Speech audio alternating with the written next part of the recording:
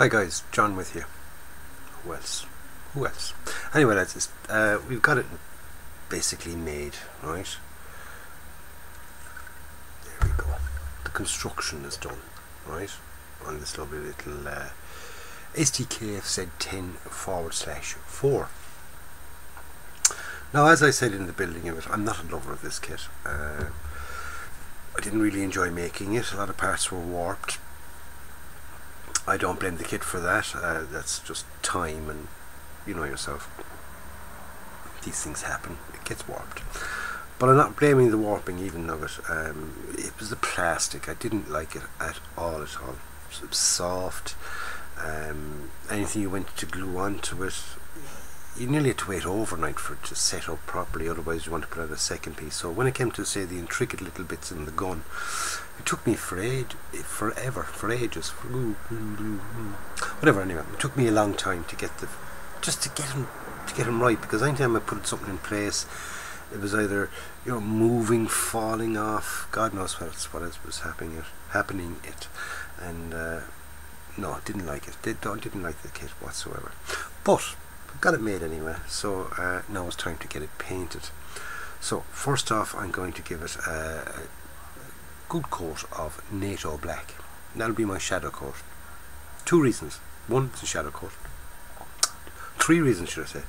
2, it's an undercoat. And the third reason then is because it's a, you know, you could say it's a multicolored kit. There's 2 different colours of plastic there. There's the black and the cream plastic. It's handy to make a start that everything is the one colour, because if you go putting your base colour down on top of that, you're going to have weird shades. So by making it all, say, one set dark colour and then going from there, it's much easier to do. So I'll crack ahead with that. I'll get it painted black, NATO black that is, and then we'll come back and we'll have a look at it and we'll see what it looks like in the NATO black. Okay, so there it is, NATO black, right, with a shadow coat down, right. So, next step for this now is just to do a highlight coat, I suppose you'd call it. I'm going to use this XF2. Highlight certain little areas on it, okay, because we're going for the you know, single colour all over. We're going for the dark yellow on it, so we'll be going for different shades, trying to get sort of some bit of a colour variation within the one colour. You know, dark spots, light spots, things like that. There will be a bit of detail painting on it. You know, it's not going to be just total blank, the one colour, but you know, to break it up and to make it kind of look a bit, you know, a bit worn and used and things like that. The areas where I'll be putting the white is into any large panels and things, and that will kind of help break it up then when the main colour goes down. So I'm going to go off and do the little the white highlight coats on it. We'll come back then, we'll have a look at them, and we'll carry on then from there.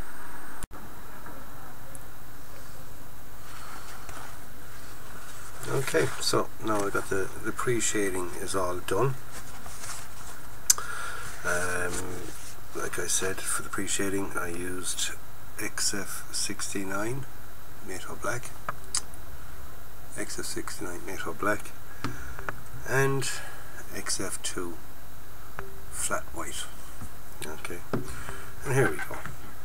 We've got the panels highlighted, a little bit done on each of the wheels, just a little bit, just to kind of bring up different. Like I said, we're looking for different tones within the same colour, because we're going for a one colour all over and not going for a camouflage pattern. So once we've got the main colour down, we'll be like I said, we'll be going for a one colour, which will be this one here, dark yellow XF60.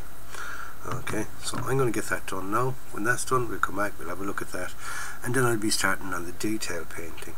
Now, when it comes to this, there is very little detail painting, believe it, but I mean, there's a bit of it there. Right, we've got some controls inside here. We've got the steering wheel, we've got the seats, we've got the seat here and that, the back piece there. I'm going to do them in brown just because it's a contrasting colour. I'd probably have the gun barrel in a different colour, say, than the rest of the things, just to, again, you know, a bit of, you know, it's my kit, my model, I do what I want with it. And we've also got the 4 rifles there, they're going to be different colours as well. And of course we've got the wheels and the tracks, so, you know, we're going to have a nice little bit of variation of colour in there. So we'll see how that all works out, give it a paint, we'll see. And we'll come back then, we'll have a look at that, okay?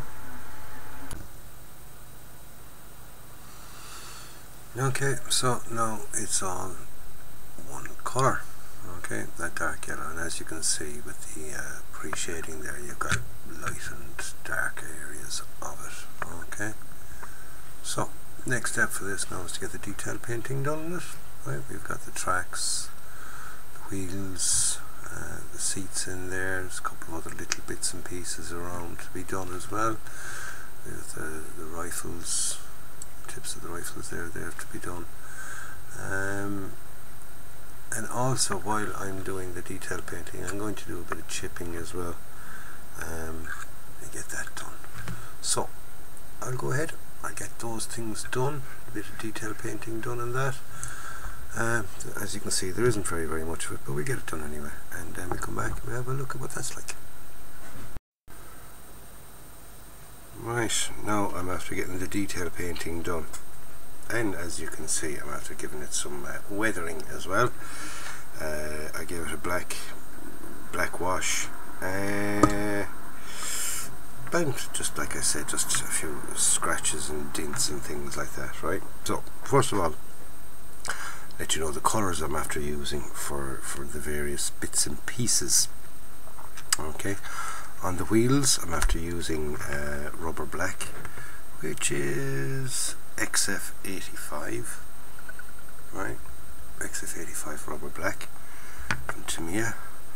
On the seats here and that seat there, I used red brown XF64, right, XF64 red brown. On the actual gun itself, I decided to go for this. No, not that one. Not that. Here we are. XF63 German grey. Okay.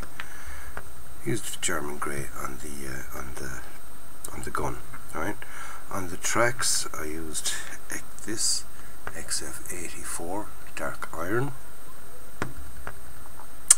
For all the little scratches, okay, and also I used a bit of sponge technique. I did the bit of chipping with XF69 NATO black, and that was basically it, really. The wash, then I used this stuff here. It's war paints, matte black, mixed down with a bit of water. Made a very light wash with that, and I give it a wash with that. So all that's left for this now is just some dusting on the wheels. I have to put in the 2 windscreen pieces, and also the few decals that have to go onto it as well. There's only a small few decals to go onto it. There's number plates and division markings, I think, and that would be it then. So it's basically finished, bar the tidy up bits and pieces. So I'll do the last few bits and pieces, then we will come back in and we'll have the final reveal of this little kit there, the ESCI, the anti-aircraft Sd.Kfz 10/4. Okay, like I said, didn't really enjoy it too much, but to be quite honest with you, for a finish, it's actually not bad at all. It's quite a nice little piece. So I'm going to get it finished off and then we'll have the final reveal.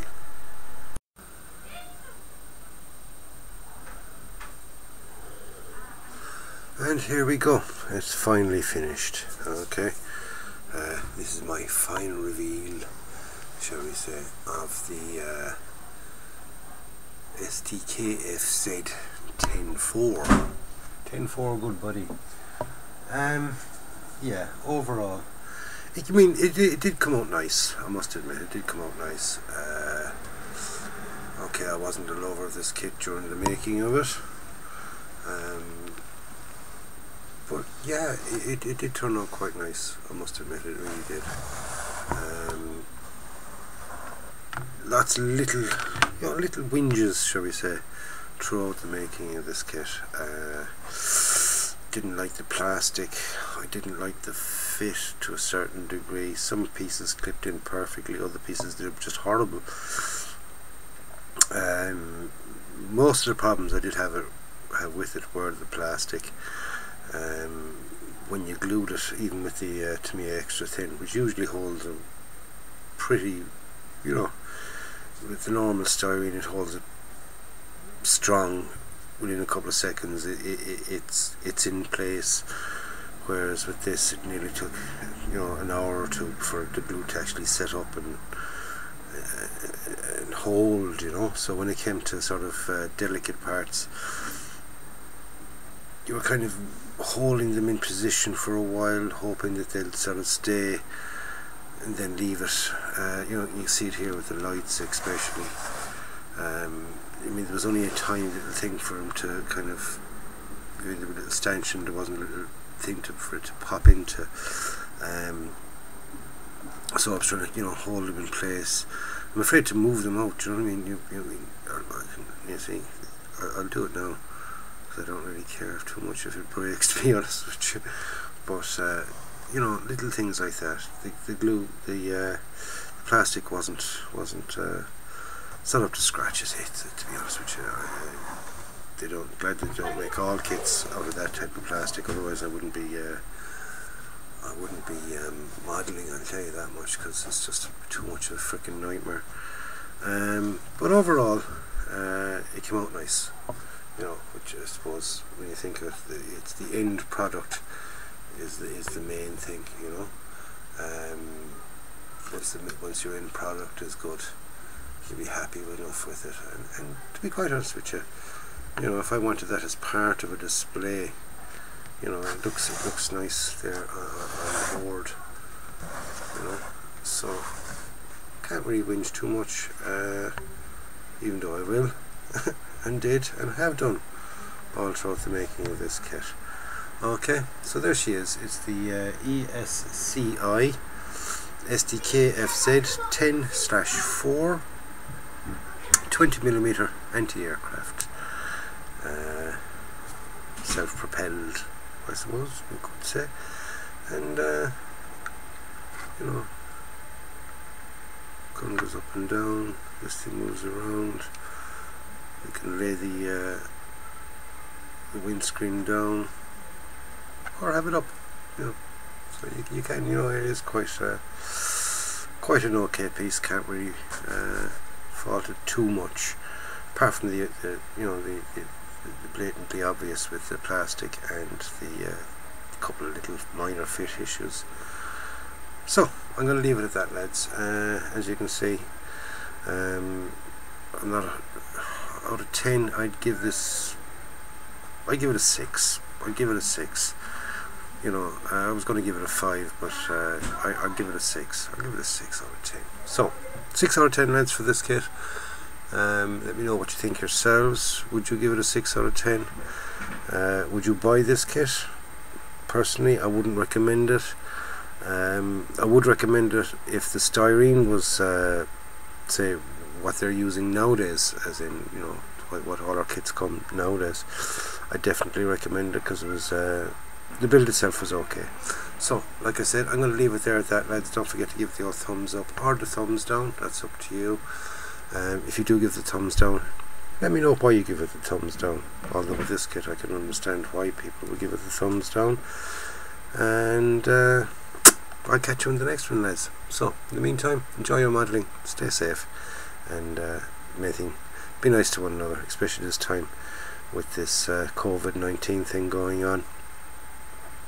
Hopefully we'll look back in this video in a year's time and say, you know, I remember making that during the lockdown. Okay, so catch you on the next one, lads. Stay safe.